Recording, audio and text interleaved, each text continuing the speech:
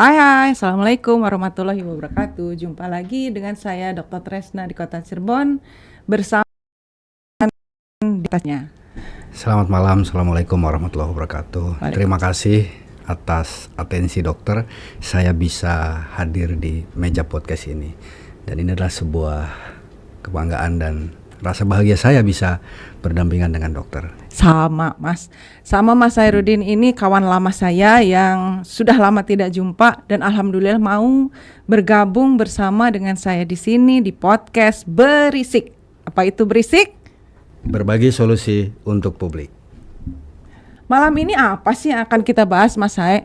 Apa sih yang akan kita bahas? Sesuatu yang berisik? Yang lagi berisik. Yang lagi berisik di media sosial. Yang lagi berisik di obrolan warung kopi. Iya. Yang lagi berisik hawar-hawar menjadi obrolan sehari-hari kita tentunya. Baiklah kita akan bicarakan apa sesuatu yang membuat berisik di Kota Cirebon. Kita saksikan dulu introduction ini. Sobat Berisik, wilayah Indonesia digolongkan sebagai salah satu negara rawan bencana, baik bencana alam maupun bencana yang diakibatkan oleh kegiatan manusia dan kondisi geografis. Bencana alam dapat berupa perubahan iklim ekstrim, kekeringan, kebakaran hutan, dan banjir. Secara global, bencana alam ekstrim seperti kebakaran yang melanda Los Angeles, California belakangan ini menyita perhatian masyarakat dunia. Fenomena alam ini disebut bertanggung jawab atas laju kebakaran. Cuaca kering tanpa hujan, didukung hembusan angin kencang Santa Ana membuat api melahap puluhan ribu hektar kawasan di Los Angeles. Kerugian yang dialami bukan sekedar ekonomi akibat lululantannya infrastruktur, melainkan catatan mengerikan dalam sejarah Amerika Serikat, di mana bencana ini merenggut puluhan korban jiwa, belasan orang masih hilang, dan puluhan ribu warga harus dievakuasi. Jauh dari belahan dunia Amerika, ancaman bencana alam berupa banjir juga dirasakan warga di wilayah Cirebon dan sekitarnya. Baru-baru ini, banjir bandang melanda Kabupaten dan Kota Cirebon Jumat malam 17 Januari 2025 lalu, menyebabkan puluhan ribu rumah penduduk terendam. Banjir terjadi akibat meluapnya Sungai Cipager yang membawa air dari wilayah hulu di Kuningan. Sedikitnya, 14 desa di 8 kecamatan sepanjang aliran sungai di Kabupaten Cirebon terdampak banjir. Dalam sesi pertanda podcast ini, kita berupaya mengupas mengenai banjir, apa, dan bagaimana bentuk mitigasi yang harus dilakukan dan bagaimana solusi mengatasi banjir.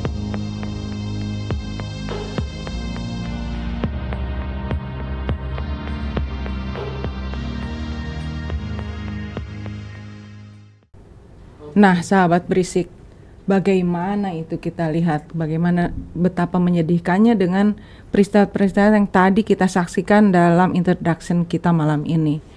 Apa yang akan kita bahas malam ini? Karena kebetulan Kota Cirebon belum lama ada bencana yang sangat menyedihkan, Mas Hai. Itu tuh sebenarnya karena memang musim hujan. Betul. Tapi kan tidak seharusnya terjadi bencana di Kota Cirebon. Kita bicara Kota Cirebon, padahal yang terjadi bencana itu di Kota Cirebon dan Kabupaten. Demikian hebat, banyak sekali yang dirugikan. Bersyukur tidak ada nyawa yang menghilang ya. Tetapi kerugian sudah tidak bisa terhitung. Ada dari sungai mana itu yang kemarin itu, Mas Hai? Ya, betul kalau ini adalah fenomena alam, betul. Kalau ini disebabkan oleh bencana alam yang punya siklus, betul. Tapi apakah kita kemudian pasrah dengan siklus bencana alam? Iya. Seperti banjir misalkan. Iya. Hampir tiap tahun kita terjadi di Kota Cirebon. Ada hal yang perlu kita runut, yang perlu kita pelajari, yang perlu kita jadikan referensi. Untuk apa? Untuk memberikan solusi tentunya. Sesuai dengan tagline ini, kita. memberikan solusi untuk publik. Nah, Mm-mm. Saya kira tidak sesederhana kita menyalahkan satu kepada sama lain alam, atau menyalahkan alam. Ya, ini siklus yang terjadi tahunan. Maka layaknya harus kita pelajari sehingga alternatif solusi itu betul-betul pas, betul-betul bisa dijalankan. Iya. Siapa yang kemudian bisa memberhentikan banjir. Secara alam nggak bisa, gitu kan. Fenomena alam atau kejadian alam, bencana alam, kita tidak bisa menghindari. Kita tidak bisa menghindari itu. Tapi paling tidak kita jauh-jauh hari memberikan atensi kepada publik untuk lebih care, lebih hati-hati. Dan tentu ada mitigasi yang harus kita ketahui bersama. Bagaimana penanggulangan banjir ini? Bagaimana antisipasinya? Nah, ini yang menjadi penting. Tidak sesederhana kita melihat selokan tergenang kemudian terjadi banjir. Tidak sekedar melihat drainase yang dianggap rusak buruk kemudian itu dianggap menjadi penyebab banjir. Tidak semata-mata itu. Tapi ada perspektif lain mengenai pembicaraan banjir ini. Ada jangka pendek yang harus kita lakukan, ada jangka menengah, termasuk tahap-tahap jangka panjang. Ya, jangka panjang ini yang mungkin harus kita detil bahas agar kita tidak salah menentukan langkah-langkah, termasuk tidak sesederhana memberikan justifikasi. Pemerintah salah, masyarakat salah. Nggak bisa seperti itu. Maka kita perlu bahas banjir ini secara komprehensif. Setuju banget dengan pendapat Mas Hae. Tapi mungkin setiap masyarakat yang ada Kota Cirebon ini ya tentu banyak sekali usul dan perasaan yang ingin disampaikan, termasuk saya ya Mas Hae. Saya ini kan, kita nih tinggal di Kota Cirebon nih dari kecil. Banjir itu Mas Hae ngurusin banjir, memberitakan banjir itu dari tahun berapa Mas Hae? Melaporkan banjir lagi di tempat yang sama dan tidak berubah, dan kami masyarakat Kota Cirebon tidak ada merasakan adanya gerakan-gerakan perubahan. Alam itu kan akan terjadi nih, siklus yang akan terjadi. Kita punya 2 sungai yang besar area dari Kali Pacit dan Kali Sugba. Jadi kan kita tuh tahu akan terjadi apa di musim hujan ini. Dan tahun berikutnya itu akan terjadi lagi. Tapi kok saya tidak merasakan, saya sebagai warga ya Mas saya ini warga biasa. Saya warga biasa, saya menanti tahun ini banjir enggak ya? Tahun ini banjir enggak ya? Saya tidak mendengar atau tidak melihat ada pergerakan usaha untuk mitigasi. Gitu, usaha mitigasi. Masa sih tidak dipelajari dari Mas saya tahun sekian masih ngurusi banjir sampai tahun ini, hari ini 2025 masih belum ada sikap dari yang berkewajiban atau yang punya kebijakan. Kok rasanya nih ini masyarakat berkata gitu, kok kayaknya kok menyerah saja dengan alam, dengan musim. Oh iya, sekarang sih musimnya banjir. Oh sekarang sih wayai banjir. Ya enggak gitu dong. Harusnya sudah tahu bulan Januari, masa karena Imlek belum lewat pasti banjir ya? Nggak bisa begitu masyarakat tuh. Gitu Mas. Itu kegalauan yang ada berisik di dalam hati saya. Berisik di media sosial juga Bu. Oh iya gitu ya, iya. Karena memang tadi kok beritanya kan, ya ampun sampai banyak kerugian yang cukup besar gitu Mas. Saya punya pengalaman. Saya pernah tinggal di Sukasari, Kota Cirebon. Di sampingnya ada aliran sungai. Pernah kebanjiran. Hampir tiap musim hujan kebanjiran. Selalu banjir. Itu karena overload ya? Saya juga pernah tinggal di Jalan Cipto. Saya di Jalan Cipto sama juga banjir gitu. Persis di belakang dekat pertokoan. Setiap tahun itu? Setiap tahun. Sampai saya pindah ke Majasem. Banjir Majasem juga. Banjir juga. Walaupun tidak semua ya. Nah, ternyata kalau ada bahasa ketika bencana alam banjir kemudian dibahasakan Cirebon terkepung banjir. Seolah-olah dikepung gitu. Banjir di mana-mana gitu. Padahal ada juga beberapa wilayah kawasan yang memang tidak terkena banjir. Nah, ini secara geografis mungkin karena Cirebon secara geografis wilayah pesisir, pantai utara. Pantai ya. Ada laut ya. Ketika hujan bisa banjir, ketika laut pasang juga bisa banjir, bahkan bisa banjir kiriman gitu, daerah wilayah sekitar, ya Kabupaten Kuningan, Majalengka, yang kemudian melewati Kabupaten Cirebon dan ke Cirebon, ujungnya air harus ke laut gitu kan. Betul. Nah kita ini jadi apa? Jadi pintu genangan, pintu arus deras aliran pintu sungai, akhir sebenarnya ya, yang kemudian harus dijebolkan tuh. ke laut. Ya. Nah, Tapi persoalannya sementara kalau di lautnya air sendiri yang lautnya penuh, pasang, ya tidak sudah, akan bisa. itu yang kemudian menjadi problematika Iya. dari tahun ke tahun. Maka saya kira perlu ada alternatif solusi Iya. dari kita bersama tentunya, Iya, Bu, ya. iya, iya, Dari kita iya. bersama untuk bagaimana banjir ini bisa tertanggulangi. Iya, iya. Yang disebut kita bersama itu siapa? Karena kan kita kan hanya masyarakat biasa.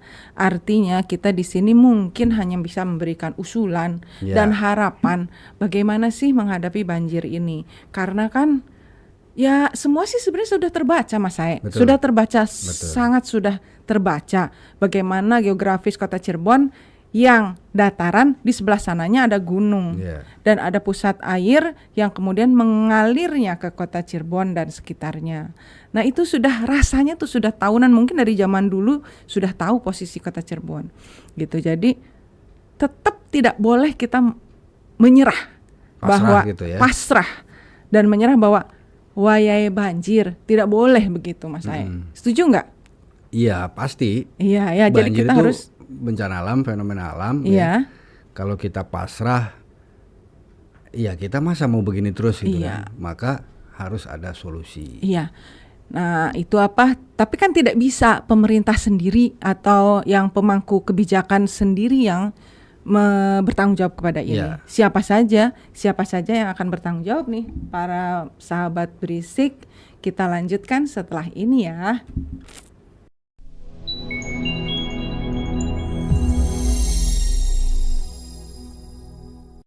Terakhir kita bahas pertanyaannya, siapakah yang bertanggung jawab tentang banjir ini? Siapa, Mas yang bertanggung jawab? Ya tentu kita bisa lihat ya dari penyebab, penanganan, mitigasi termasuk solusi-solusinya. Jadi tidak semudah kita menyalahkan siapa yang bertanggung jawab. Pemerintah, siapa yang bertanggung jawab? Masyarakat lah. Nggak bisa sesederhana itu. Ya, tidak bisa juga saling menyalahkan antara pemerintah dan masyarakat ya. Tentu ada perspektif yang kemudian kita bisa menilai bahwa oh ternyata solusinya begini nih. Iya. Ya, misalkan dari aspek sosial ya, aspek sosial terjadinya banjir, kemudian sampai tidak taruhlah tanda petik tidak bisa ditanggulangi. Iya, tidak terkendali. Karena sudah di bahasa media kan yang lagi berisik kan, Cirebon dikepung banjir. Iya, mengerikan. Nah, tentu kita bisa melihat dari aspek sosial ya, aspek sosial bahwa kita tidak bisa melupakan teritorial atau geografis kita. Kota Cirebon. Itu yang pertama. Yang kedua bahwa secara sosial ya masih kesejahteraan masyarakat Kota Cirebon. Kesenjangan berarti ya, terjadi sangat kesenjangan. tinggi. Kesenjangan bisa kita lihat bagaimana Iya. potret wilayah pesisir Iya. Cirebon, bagaimana wilayah pedalaman di Argasunya, perbatasan gitu. Iya. Bagaimana juga kita bisa melihat tingkat kepadatan Penduduk. pemukiman ya. Pemukiman di sebelah penduduk, mana nih yang ya. ramai itu kan? Majasem, Karya Mulia itu padat ya. Kemarin kita lihat Karya Mulia sampai beberapa pintu diblokir, ya. Beberapa jalur diblokir gitu karena tergenang. Ya. Nah, walaupun kita bisa melihat banjir itu banjir kiriman ya, banjir bandang. Tapi tidak juga kemudian masyarakat diam dan dari tahun ke tahun begitu-begitu aja. Maka kita lihat kira-kira penyebab sosial apa sih? Ya, ada kesenjangan yang kemudian mengakibatkan proses pembangunan tidak bisa merata. Tidak merata. Ya. Orang yang punya duit, orang kaya, orang yang punya investasi ekonomi, dia bisa bangun rumah sampai tinggi gitu kan dari jalan. Sementara mereka yang nggak berdaya, ya menyerah aja pada alam, ya. pada Lingkungan peristiwa. ya nerima begitu gitu. Iya. Mereka tidak bisa berbuat banyak. Jangankan untuk memperbaiki rumah, untuk meninggikan level rumah, untuk hidup sehari-hari bertahan aja. sehari-hari aja kadang susah gitu. Iya. Nah, itu faktor kesenjangan. Ya.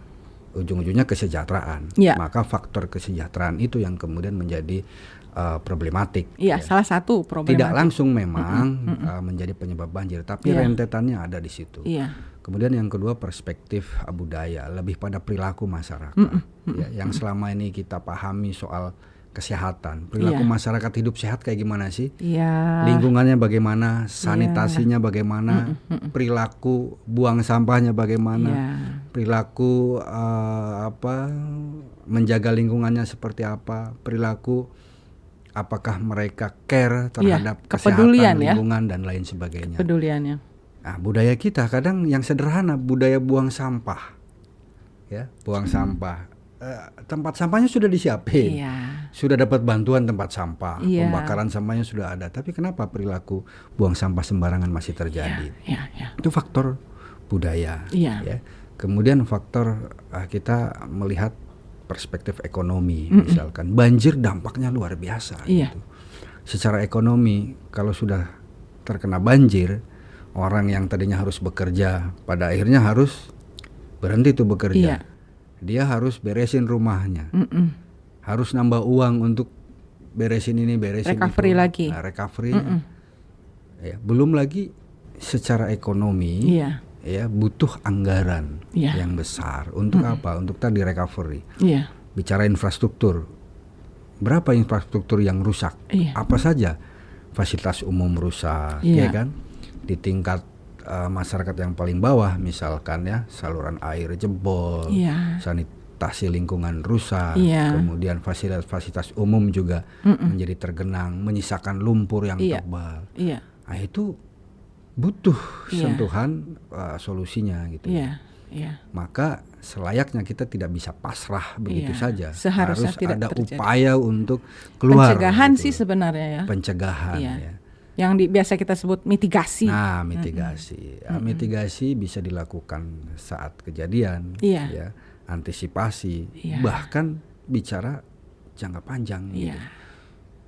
Berapa kali kepemimpinan Kota Cirebon nih lagi-lagi PR-nya adalah banjir gimana. Tapi lagi-lagi terjadi lagi. Nah, maka menurut saya dari berbagai perspektif itu, saya kira muaranya pada perspektif politik. Ya. Kenapa saya katakan politik? Karena ada kebijakan di situ. Banjir itu tantangan bagi pemimpin daerah untuk mengelola daerahnya, untuk menjadikan daerahnya bersih, untuk menjadikan daerahnya bersih juga dalam tanda petik, bersih lahir batin. Iya, Cirebon itu kota religi. Bersih batinnya insya Allah. Bersih lahirnya itu tadi. Harus diusahakan tuh. Tata kotanya harus benar. Ya, tidak segampang kemudian kita menyalahkan kalau banjir disebabkan drainase yang buruk. Tidak sesimpel itu gitu. Yang jelas tidak boleh seperti gitu ya. Pembangunan drainase itu butuh biaya besar, butuh kemauan politik yang tinggi dari pemangku kebijakan. Maka dalam konteks politik ini yang menurut saya menarik, sehingga kita bisa urai apa sih penyebab dan solusinya gitu secara detail. Ya Mas, saya seperti yang kita tahu bahwa tahun ini kita ada pemimpin baru. Ya, awal Februari kita akan dipimpin oleh wali kota dan wakil wali kota yang baru. Musim hujan masih panjang, bukan berarti Imlek sudah lewat, hari Rabu besok banjir belum tentu berhenti, hujan belum tentu berhenti, dan banjir masih tetap mengancam. Saya kira ya ke depan harus segera dalam waktu singkat bisa memitigasi, jangan sampai terulang kembali. Dan tahun depan harus sudah tidak ada, diharapkan. Pendapat saya sebagai warga kota Cirebon, ya tahun depan harus tidak boleh terjadi lagi. Dan untuk waktu singkat ini kita harus sudah siap juga untuk menghadapi kemungkinan banjir berikutnya yang mungkin saja terjadi karena hujan masih panjang. Menarik sekali pembicaraan kita jeda dulu, nanti kita sambung lagi ya.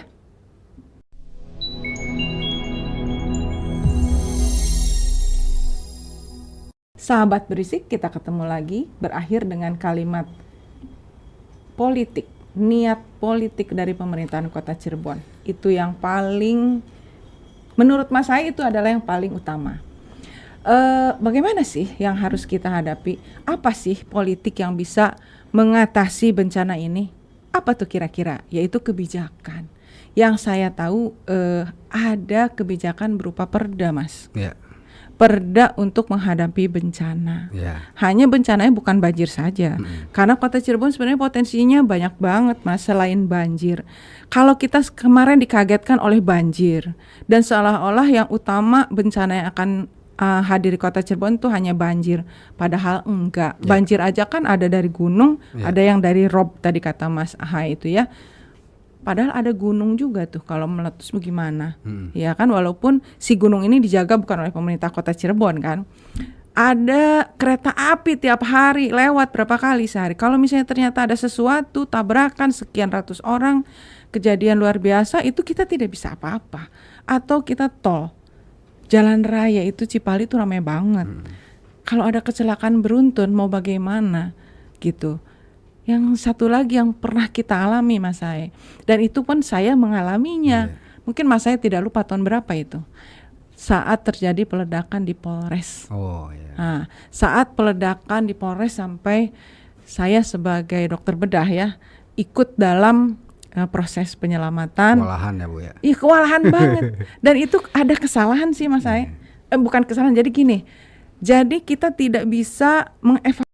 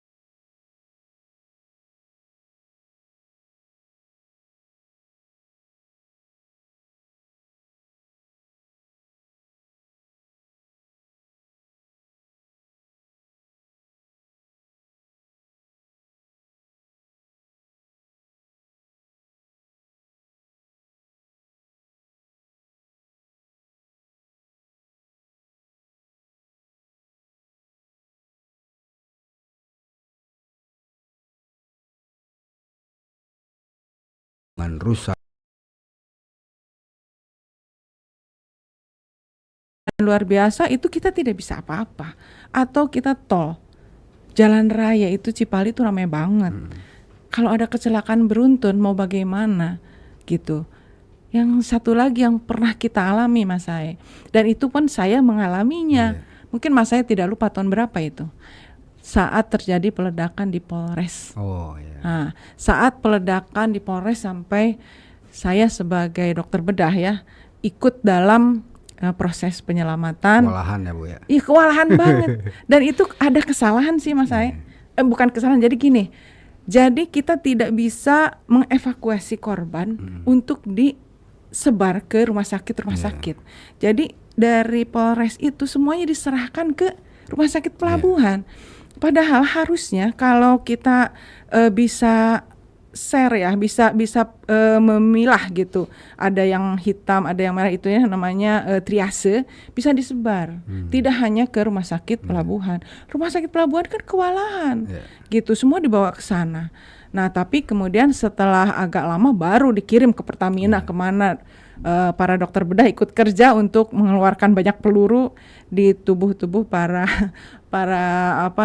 korban di sana gitu. Nah, itu baru dikejutkan oleh satu ledakan saja yang ibaratnya ya hanya kecil ya, kan hanya kena di musola saja gitu, belum ledakan yang lain. Ini bencana alam gitu kan. Ini alam. Kalau itu kan hanya mohon maaf ya, bukan berarti mengecilkan gitu. Itu kan kecil. Ini alam loh. Kita tidak bisa melawan alam. Jadi apakah peraturan daerah itu sudah menyangkut semuanya?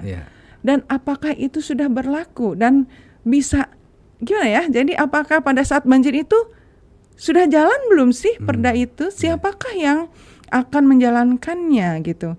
Apakah setelah ada recovery lingkungan belum tahu itu kekurangan air bersih, bagaimana kita menghadapi penyakitnya yang disebabkan oleh banjir tersebut? Jadi ya memang betul apa yang kata Mas Sae tadi, adalah pemangku kebijakan yang tentu berasal dari kebijakan politik untuk menghadapi semua ini.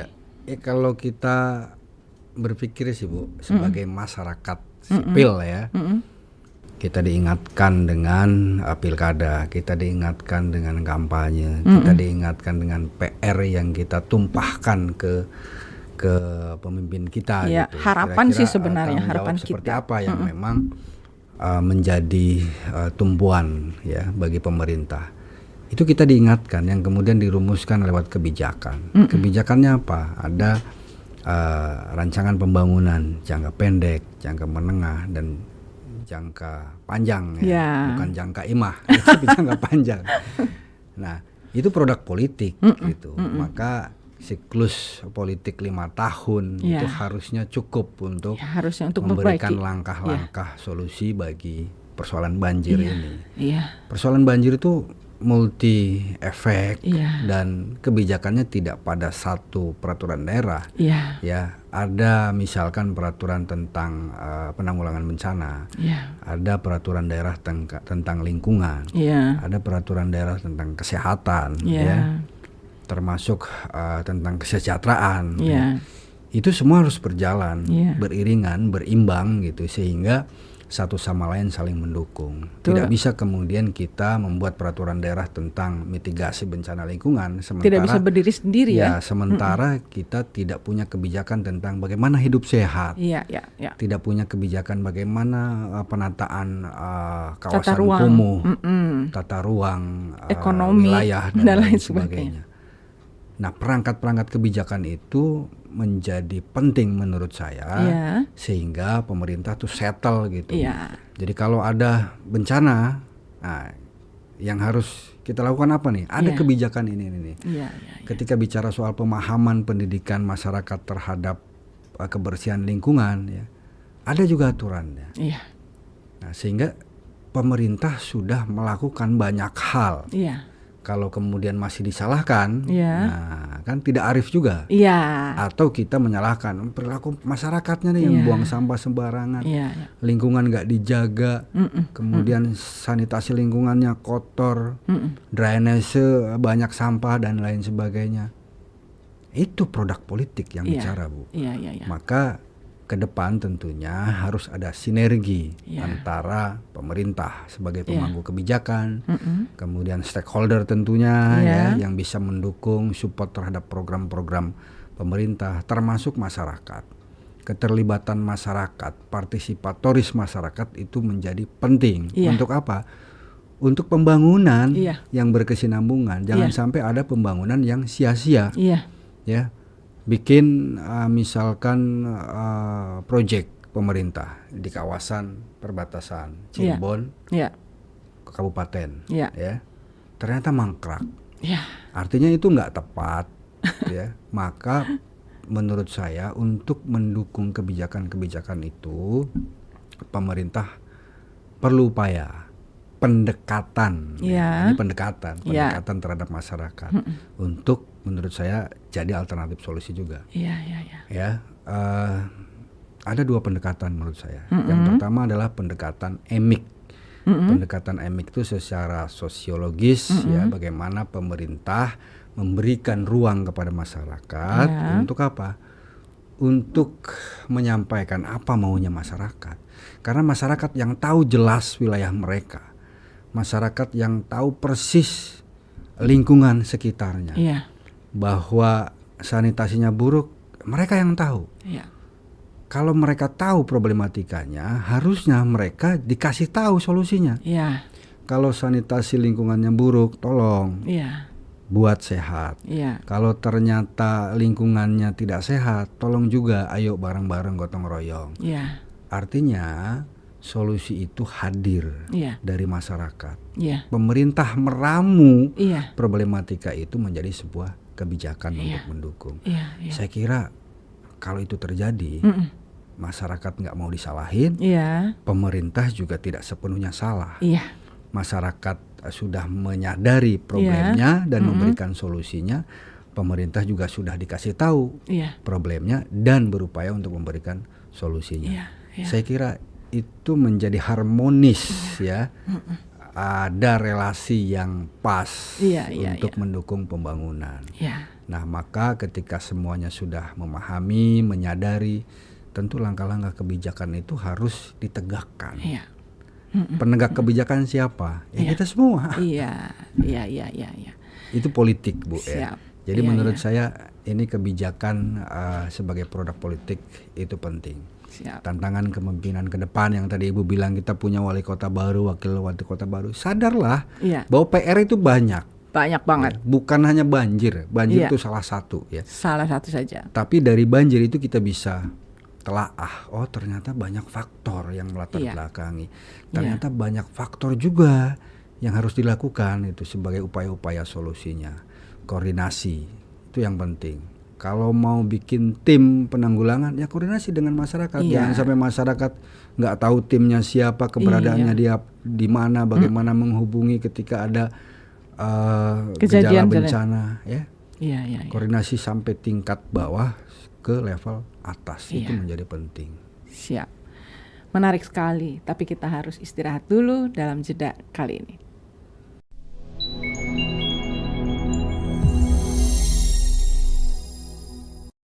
Kita lanjut lagi pembicaraan kita yang tadi kita berakhir pada kebijakan-kebijakan dari pemerintah kota. Bagaimana menghadapi banjir ini?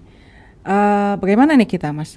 Ya, karena tadi ujungnya adalah kebijakan politik, maka menurut saya harus ada kemauan politik, political will dari pemerintah, dari pemimpin kota ini untuk apa? Untuk merancang kebijakan-kebijakan yang bermuara pada penanggulangan bencana alam, khususnya banjir. Ya. Perdanya kemudian dirumuskan yang detail ya. Kemudian politik anggarannya juga jangan lupa. Siap. Ya, mengatur porsi anggaran untuk bencana alam itu dinaikkan sehingga banyak hal yang harus dilakukan pencegahannya tidak kemudian pasrah.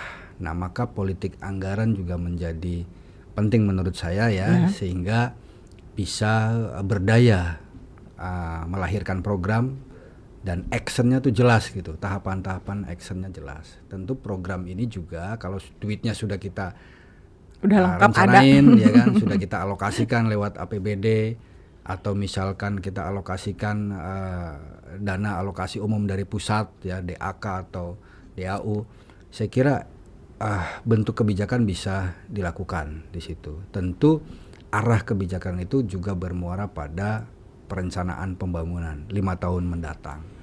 Saya kira program pemerintah provinsi juga sama ya. Apalagi pemerintah pusat. Ya, kemauan politik itu harus kuat. Gimana caranya wali kota, wakil wali kota mendatang itu betul-betul berpikir saya punya target 2 tahun ke depan ini nggak ada banjir. Banjir bisa ditanggulangi. Kebijakannya ini. Programnya ini. Penyadaran ke masyarakatnya ini jelas gitu. Dan itu butuh kerjasama dari semua pihak ya, yang berjibaku kalau banjir Basarnas, BPBD, ya kan. Padahal itu urusan kita bersama gitu. Penyadaran kepada masyarakat, siapa yang melakukan penyadaran? Ya, mengingatkan akan bencana banjir itu juga penting. Ya, nah di Cirebon itu belum ada upaya untuk memberikan warning bahwa ada gejala banjir, ada ancaman banjir yang akan melewati sehingga Cirebon. Bisa dilakukan antisipasi sejak dini. Ya. Nah di daerah-daerah lain mungkin warning system bisa sudah berjalan ya lewat aplikasi dan lain sebagainya. Di Cirebon harus itu berbasis aplikasi ya sehingga masyarakat betul-betul bisa mengantisipasi apa yang harus dilakukan ya itu tugas kita bersama ya. Jadi kalau pertanyaannya siapa yang bertanggung jawab, ya produk politiknya bagus, kebijakannya bagus, penyadaran kepada masyarakatnya bagus, saya kira hasil upayanya juga akan bagus.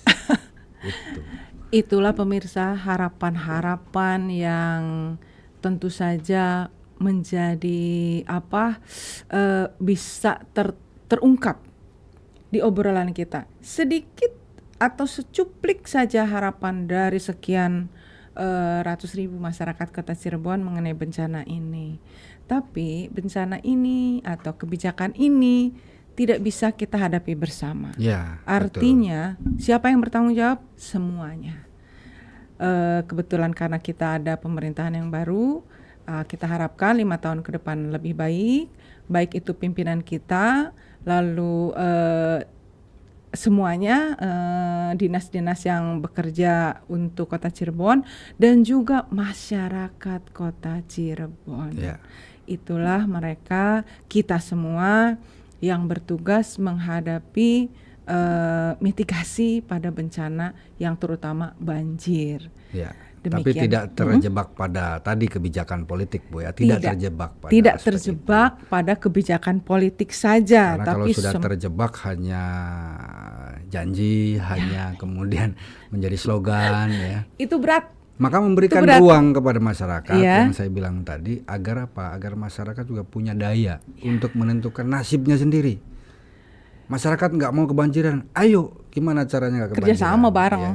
Nggak bisa hanya karena peraturannya saja, tapi kita juga harus melakukannya kan. Multifaktor gitu. sih, multifaktor. Kayak misalkan ya, Cirebon terkenal dengan kota religi, itu jangan dilupakan. Sehat lahir batinnya jangan dilupakan. Benar. Ada bentuk-bentuk tradisi, budaya masyarakat kita, ya. Kearifan lokal. Kearifan lokal yang memberi semangat kepada kita untuk membangun Kota Cirebon. Nah itu. Kadang-kadang kita perlu itu bumbu-bumbu kearifan lokal yang memberikan kita semangat untuk membangun. Gitu. Contohnya apa Mas tuh? Ya kita berdoa sudah, istighosah sering dilakukan. Ritual-ritual keagamaan juga. Masyarakat kita wujud dari representasi tradisi budaya itu juga ada. Pesta laut, nadran, sedekah bumi. Itu bentuk rasa syukur dan secara langsung gitu berharap bahwa kejadian bencana alam bisa terhindar. Nah, bisa terhindari. Itu sudah jadi kebiasaan masyarakat kita. Ikhtiar. Ikhtiar untuk mencegah banjir. Gimana caranya? Ya seperti tadi yang kita bahas. Ya mudah-mudahan aja obrolan kita ya bukan menambah keberisikan di luar. Tapi keberisikan di luar kemudian kita reduksi sehingga menjadikan solusi. Begitulah obrolan kita kali ini dalam podcast Berisik.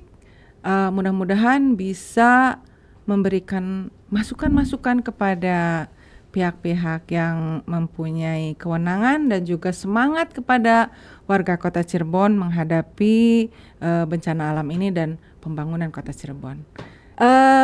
Pembicaraan yang menarik kali ini tentu tidak akan berakhir saat ini saja. Kita akan bertemu lagi minggu depan untuk membahas sesuatu yang sangat berisik di luar dan kita bahas di sini untuk memberikan solusi kepada publik.